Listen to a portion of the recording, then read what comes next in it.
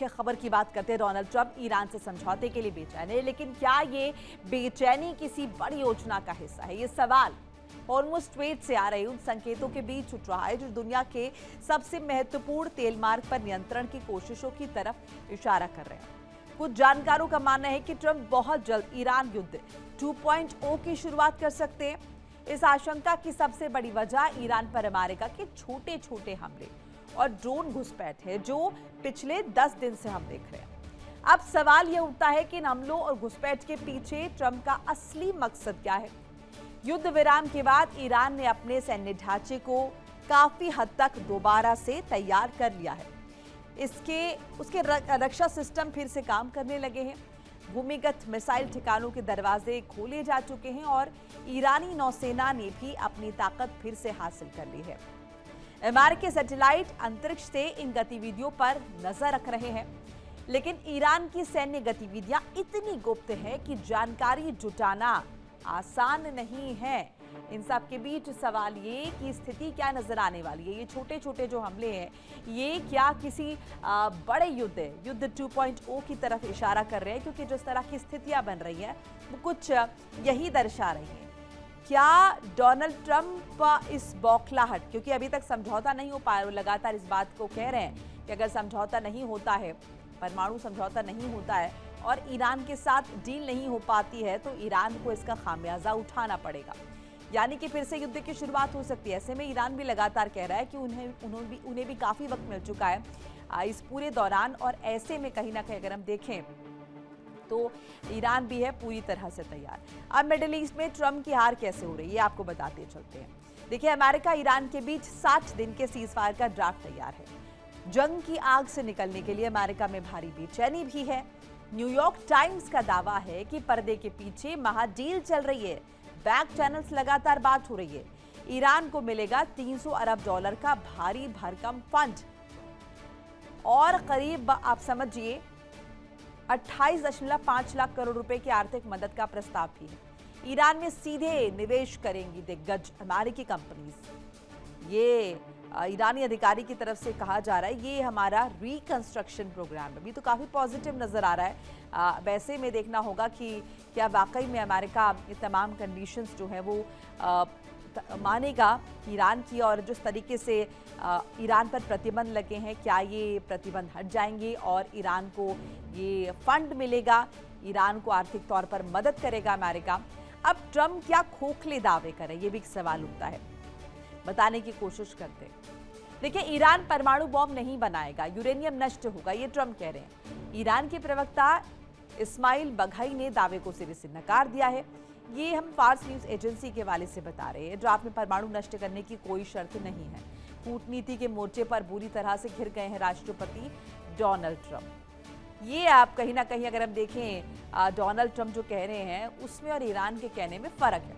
लेकिन ईरान को ट्रंप पर जरा सा भी भरोसा नहीं है। ये भी आपको जरा बताने की कोशिश करते हैं। देखिए, ईरानी संसद के स्पीकर ने कहा है कि अमेरिका कदम उठाए, बातों पर हमें भरोसा नहीं है, क्योंकि जो कह रहे हैं अमेरिका द्वारा जो कहा जा रहा है, जो डोनाल्ड ट्रंप कह रहे हैं उस पर विश्वास नहीं है। अभी तक ऐसा कुछ काम अमेरिका ने किया नहीं है जिसके आधार पर अमेरिका पर विश्वास कर लिया जाए। ऐसे में अमेरिका को कुछ करके दिखाना होगा। ट्रंप ने तीसरी बार धोखा दिया है, ये पूर्व IRGC कमांडर मोहसिन रजाई का कहना है। IRGC का दावा है कि 24 घंटे में 24 जहाजों को हॉर्मुज़ से पार कराया। समुद्री ट्रैफिक पर ईरान का पूरी तरह से नियंत्रित कब्जा है।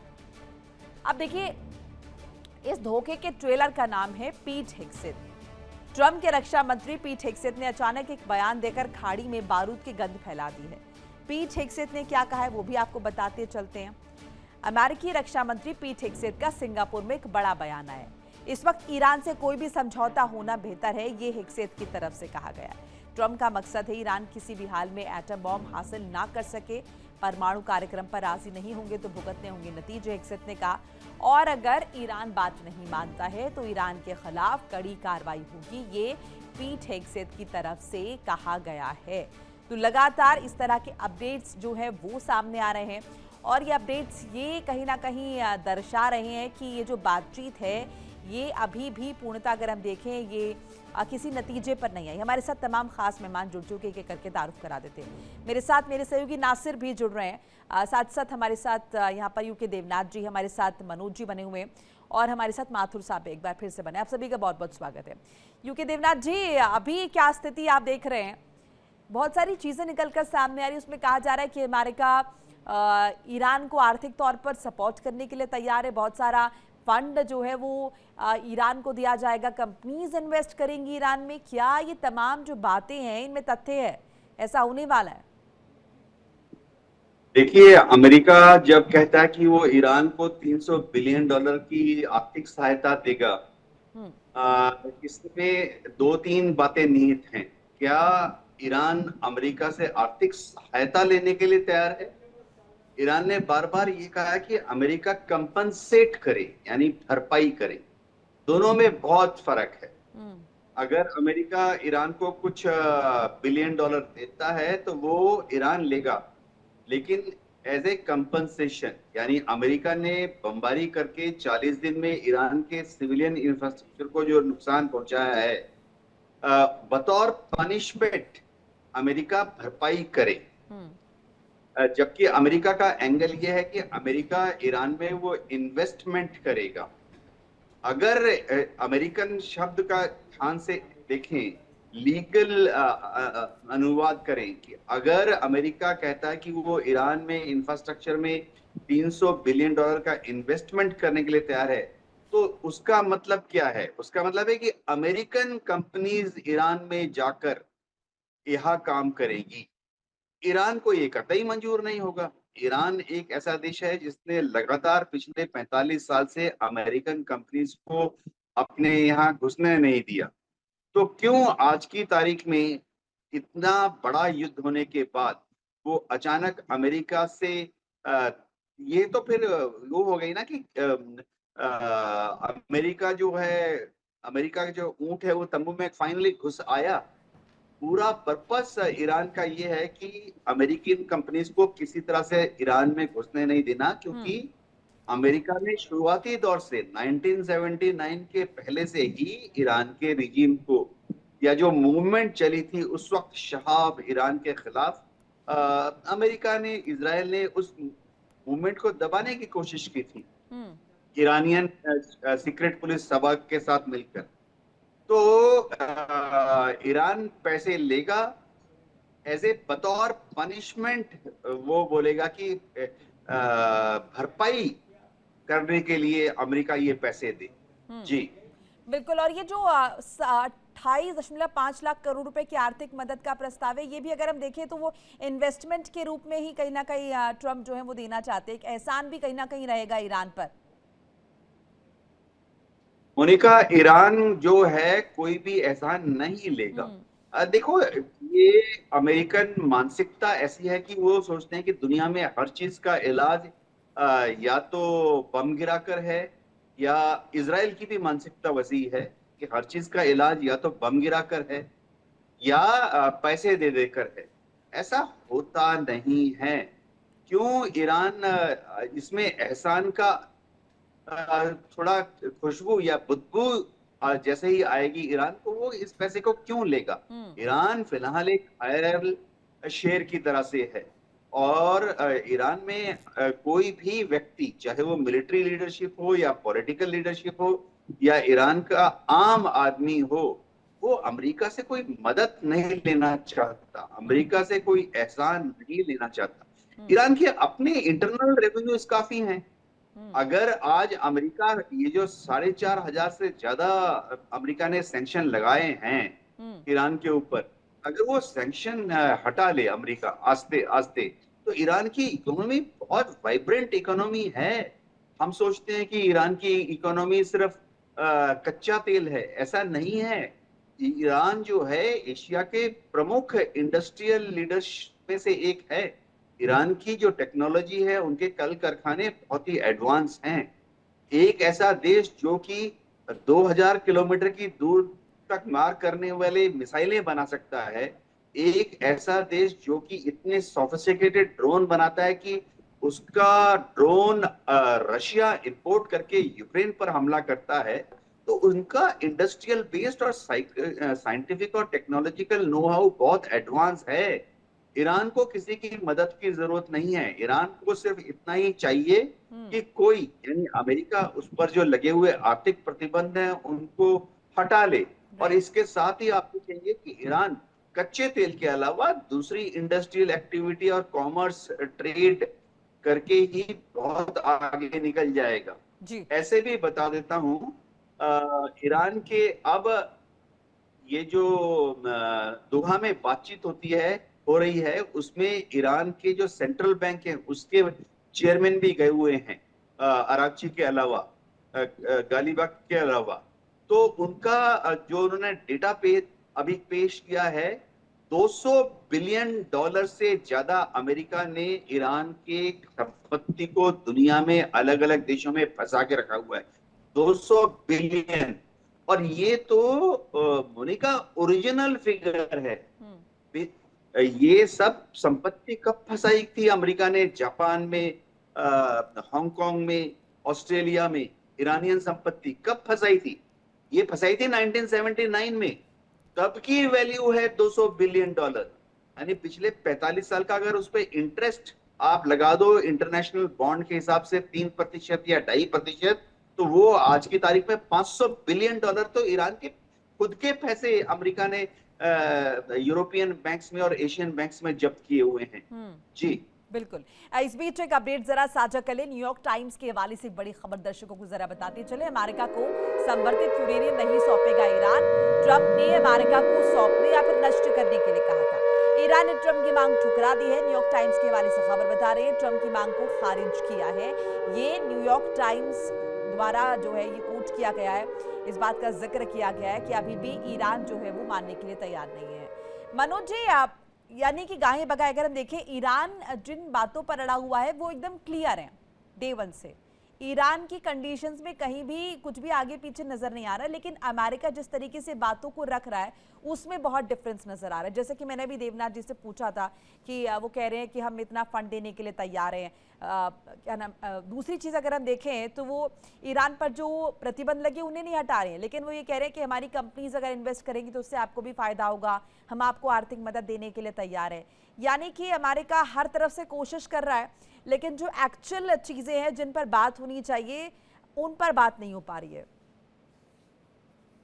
ऐसा लग रहा है कि यूएस प्रेसिडेंट जो है वो टाइम बाय कर रहे हैं, और ये उनका इरादा है कि ईरान जो है किसी न किसी रूप में और इकोनॉमिकली डैमेज हो जाए, ताकि वहाँ के लोग में भी एक रिवोल्ट हो। हालांकि शुरू से ही अमेरिका का ये मानना है कि वहाँ पे जो सेकेंड लीडरशिप हो वो आए और किसी न किसी रूप में वहाँ के लोग खुद सड़क पे आ जाए। हालांकि अभी तक जो है सक्सेस नहीं मिला है। और नॉर्मली हम लोग देखते हैं कि कोई भी कंट्री का इकोनॉमिक अगर बहुत ज़्यादा डैमेज हो जाता है तो नॉर्मली वो टॉप पे आ जाते हैं। जिस तरह से प्रलोभन जो है डोनाल्ड ट्रंप के साइड से बार बार आते रहा है। कभी कभी वो बोल देते हैं कि हम जो इकोनॉमिक इम्पोज किया था वहाँ पे ट्रेड, और उसको भी हम लिफ्ट कर देंगे। जो भी सैंक्शन लगाया गया इकोनॉमिक सैंक्शन ईरान पे वो लिफ्ट करेंगे। और जिस तरह से पैसा की भी बात कही जा रही है, वहाँ पे ट्रेड की बात कही जा रही है। जिस तरह से हम लोग ने कुछ दिन पहले अब्राहम स्कॉट की बात कही गई थी कि जिसमें आप इजराइल से आप समझौता कीजिए, ट्रेड कीजिए और इकोनॉमिक डेवलपमेंट कीजिए। तो मुझे ऐसा लग रहा है कि तरह तरह का प्रलोभन या प्रपोजल जो है अमेरिका के साइड से आते रहा है। और ये भी स्टेटमेंट आता है कि स्टेट ऑफ हॉर्मुज खुला हुआ है, शांति है वहाँ पे, कोई दिक्कत नहीं है। और अमेरिका जल्द ही जो है ब्लॉकेट खोल देगा वहाँ पे। तो इस तरह का मैसेजिंग जो है वो अमेरिका जो है अपने लोगों को भी दे रहा है और वर्ल्ड के लोगों को भी दे रहा है कि अमेरिका के साइड से कोई गलती नहीं है। अमेरिका तो तैयारी है शांति के लिए, टॉक के लिए। लेकिन ये ईरान है ऐसा है जो कि बात मानने के लिए तैयार नहीं है। और जिस तरह से हम लोग देख रहे हैं कि बैक चैनल जो टॉक चल रहा है अभी भी चल रहा है, और किसी न किसी रूप में वहाँ पे भी जो है कितना प्रेशराइज कर रहा होगा अमेरिका ईरान पे।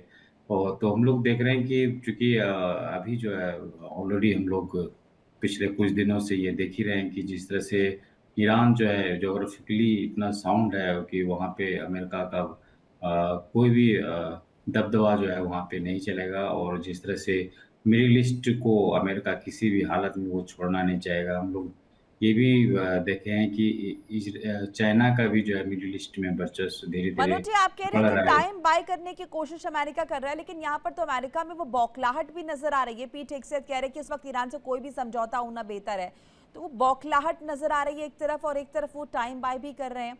बहुत ज्यादा कंफ्यूजन जो है इस पूरी कंडीशन में, या फिर कहें कि इस पूरी स्थिति में नजर आ रहा है।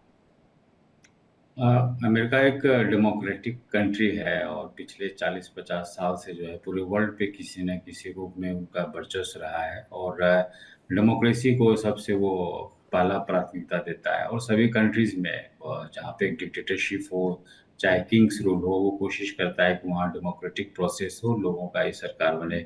और चूंकि खुद ही जो है नवंबर में जो मिड इलेक्शन होने वाला है वो अमेरिका में, इसको लेकर के रिपब्लिकन के लीडरशिप में बहुत ही बेचैनी है। इसी को लेकर के हम लोग देख रहे हैं कि वहाँ के विदेश मंत्री, रक्षा मंत्री किसी न किसी रूप में डाइवर्ट करते हैं, लोगों को कंफ्यूजन में डालना चाहते हैं कि बस समझौता हो गया, कोई इशू नहीं है।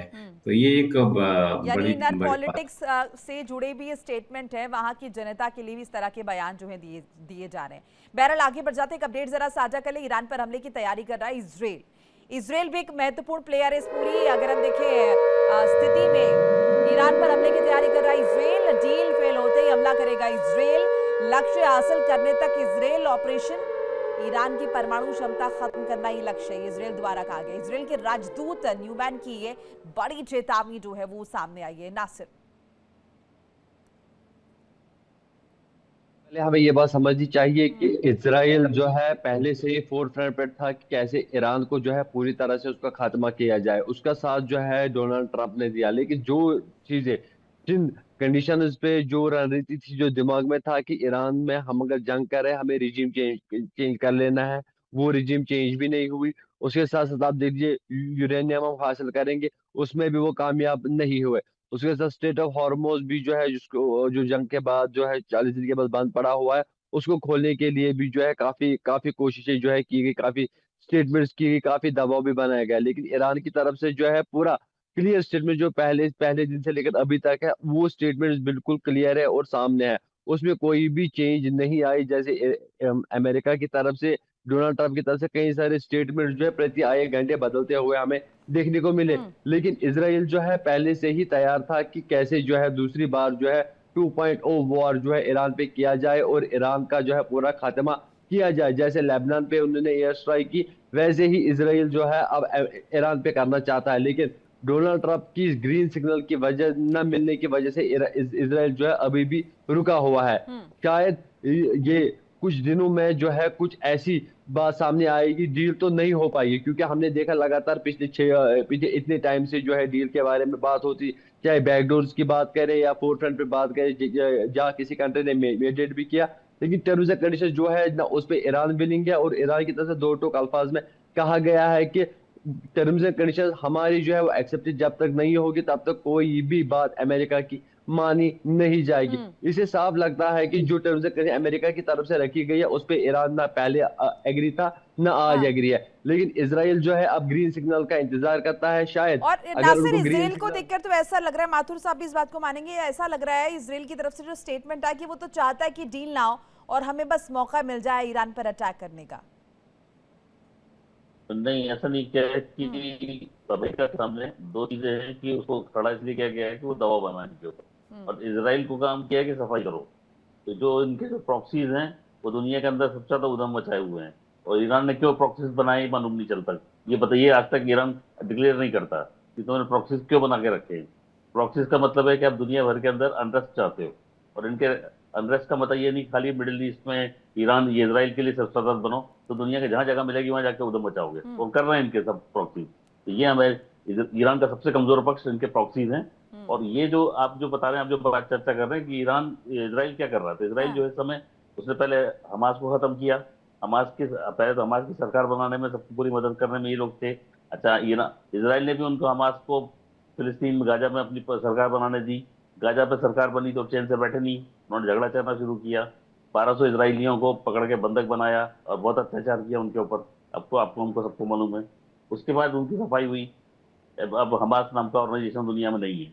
अब बच गए हिजबुल्लाह लड़ रहे साथ में, होती उधर बैठे हुए हैं, तो वो भी वहां से मिसाइल मार रहे हैं, वो भी कूद रहे हैं मैदान में। देखिए इंडिया डेली 24/7 अब आपके स्मार्ट टीवी पर। इंडिया डेली मौजूद है सभी डिजिटल प्लेटफॉर्म पर लाइव और लगातार। इंडिया डेली 24/7 हर दिन राष्ट्र को समर्पित।